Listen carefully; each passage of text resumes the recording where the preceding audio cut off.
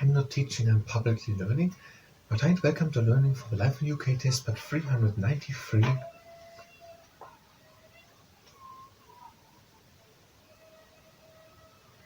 I think we still have the Reformation of the World Revolution.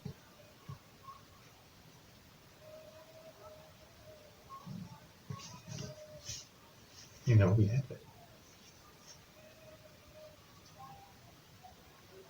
We had it, let's say we had it so to the 18th and 19th century, but it's on the page 160, while doing leg stretching, and if you participate in the leg stretching, that is at your own risk. We're starting with the leg stretching.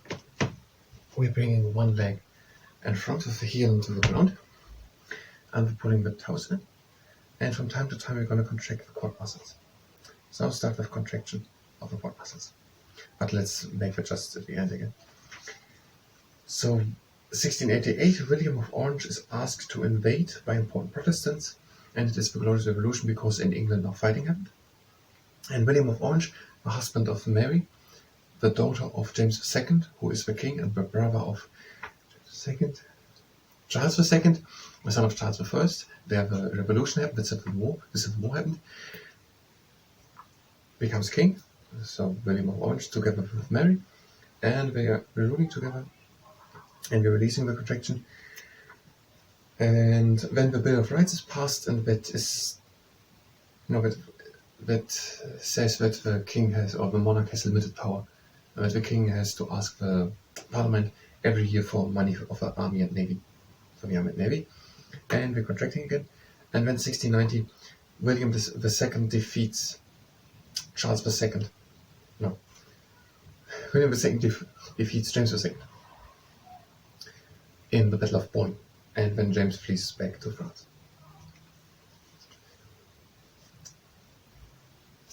James II had tried to come back onto the throne. Back was here though? Yeah. Yes. So the 18th and 19th century, we are releasing the contraction. This period is marked by major economic change in Britain. The growth of industry changed, how people worked, and also how and where they lived. This is also a period that saw the growth of the British Empire around the world. And we're contracting for last time. So the 18th and 19th century, there was a major change in the economy of Britain. Farming became more manufacturing and reindustrialization. And the growth of industry changed how people worked and also how and where they lived. So we were no longer working in the country on fields, but in cities, in factories. This is also a period that saw the growth of the British Empire around the world. So the British Empire was expanded. Changing the leg. We have a leg in front of the heel onto the ground, and we're pulling the toes in, and we're contracting the quad muscles. The Enlightenment. Monarch is Anne. Yes, that was and that was written, but what was it?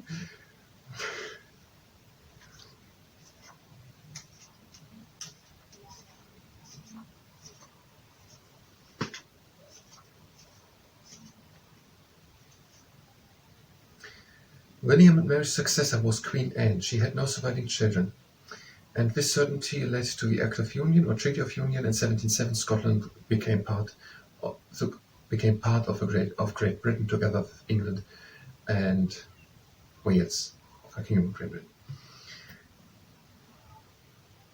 Scotland was no longer an independent country, but it kept its own legal and educational system and the Presbyterian Church. After Queen Anne, when George I could not speak good English, so he was more reliant on his ministers. The Prime Minister formed, and it was the job of the Prime Minister formed. And in 1721, Sir Robert Walpole became first Prime Minister. So 1707, Queen is Anne, and the Act of Union 1707, known as the Treaty of Union in Scotland, creates Great Britain, the Union of England, Wales and Scotland. Yeah, we're releasing the contraction. So 1707 was the Act of Union, or the Treaty of Union, and with that Scotland came together to England and Wales, and these three then formed the Kingdom of Britain, or Great Britain. In 1714, Queen Anne dies. As we have there 7, 14, 21. They had not written here what was in 21, and 21 was the first prime minister. So in 1714 dies Queen Anne, and in 1714 George I becomes king. And in 1745, Charles Edward Stuart, or Bonnie Prince Charlie, the grandson of James II, lands in Scotland to try and usurp George II. We are contracting again. Now, I don't know really what the word usurp means. But they had said that basically he just wanted to come onto the throne instead of the other one. So Bonnie Prince Charlie or Charles Edward Stuart wanted to become king after George II. Yes. No, instead of George II. So 1745, Bonnie Prince Charlie, he is the grandson of James II, lands in Scotland, and he tries to usurp George II. So Bonnie Prince Charlie or Charles Edward Stuart try to become new king after George I instead of George II. 1746, Bonnie Prince Charlie is defeated by George II at the Battle of Culloden. Charles escapes back to Europe. And we're releasing a contraction.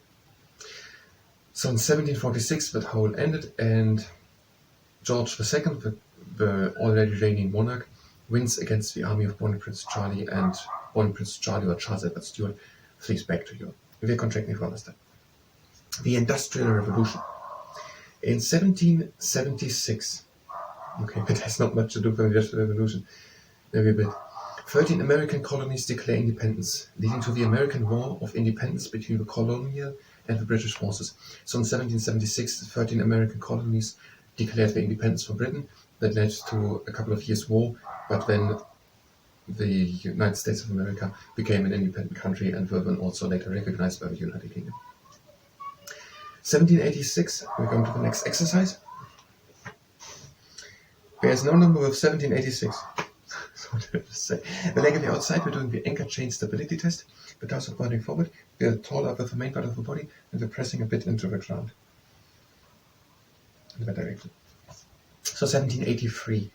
The American colonial forces defeat the British Army and the independence of the colonies. So 1783. The American colonial forces win this American War of Independence, and they are then also recognized as an independent country. 1789, following a revolution in France, the new government declares war on Britain. The French government did this set in the text. Napoleon later becomes Emperor of France and continues the war. So 1789, there was a French Revolution. And soon after the revolution, the French government declared war on Britain. And when Napoleon became Emperor of France, back then, and the war continued. In 1801 was the Act of Union, and that unified Ireland with England, Scotland, and Wales. So 1801, Act of Union, Part 2. 21st October 1805, the British Navy, led by Admiral Nelson, we're releasing a contraction, but we give you a leg there, we already late on time. The British Navy on the 21st October 1805, led by Admiral Nelson, defeats the combined Spanish and French fleets at the Battle of Trafalgar. Nelson is killed in the battle. There's a statue for him at the Trafalgar Square. I think. Okay. We are pressing again a bit into the ground.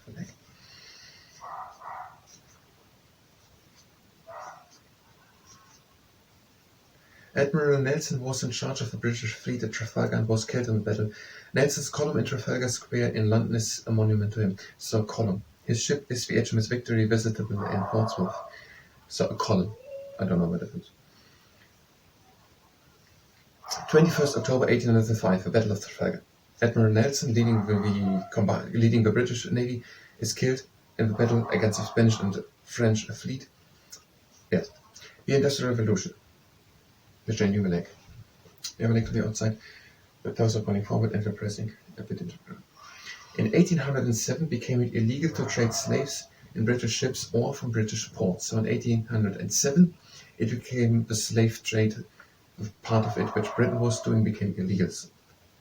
In 1815 the French wars end, and that happened with the defeat of Emperor Napoleon by the Duke of Wellington at Waterloo. So 1815 there was a very big battle at Waterloo. In Europe, is that? I don't know exactly where, but I think between the today Britain and today France and Germany. But I don't know it exactly. So in 1815 there was a big battle, and the British troops were led by Wellington, also called the Iron Duke, the Duke of Wellington. And I think that by that battle were also multiple different nations present with soldiers.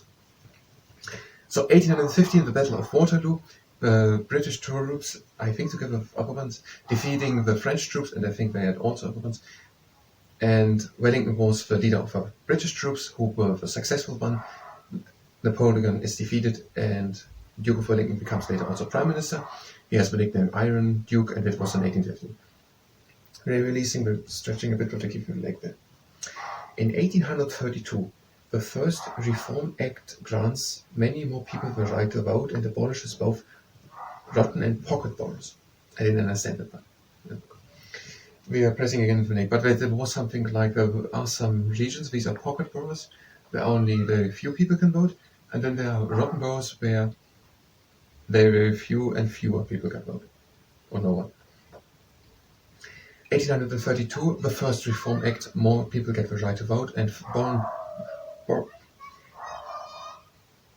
pocket boroughs and rotten boroughs are abolished. And then 1833, the Emancipation Act abolishes slavery throughout the empire. 1833, Emancipation Act, slavery is ended. 2 million Indian and Chinese workers are employed to replace the freed slaves. So 1833, slavery is ended, and Indian and Chinese workers are replacing the freed slaves but employed. The Victorian Age and the Industrial Revolution. The other leg to the outside. Flex foot and bring it up and again down.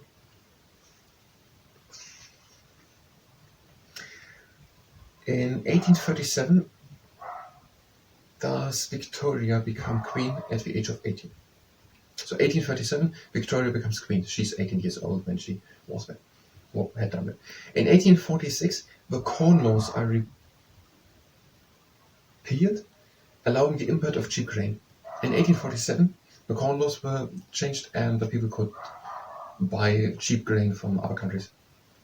1847, working limits for women and children are introduced at 10 hours a day. So, 1837, Victoria becomes queen. She was 18. 1846, Corn Laws are abolished and the people can buy corn. In 1847, 1 year later, the first working limits for women and children are introduced with 10 hours a day maximum work time.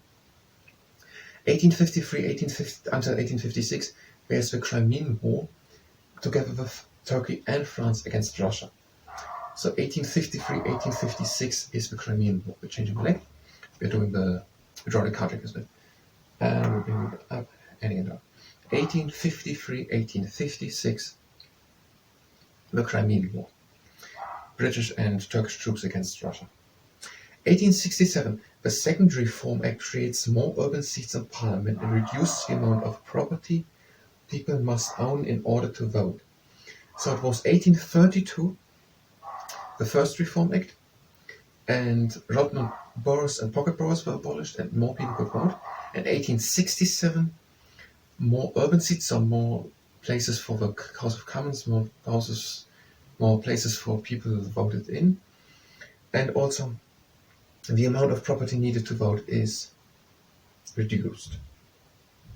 So way more people could vote. 1867, 1832 first, 1867 the second. 1870, an Act of Parliament allows women to keep the earnings, property and money when they get married. So 1870, that, and 1882, an Act of Parliament gives women the right to keep their own earnings and property.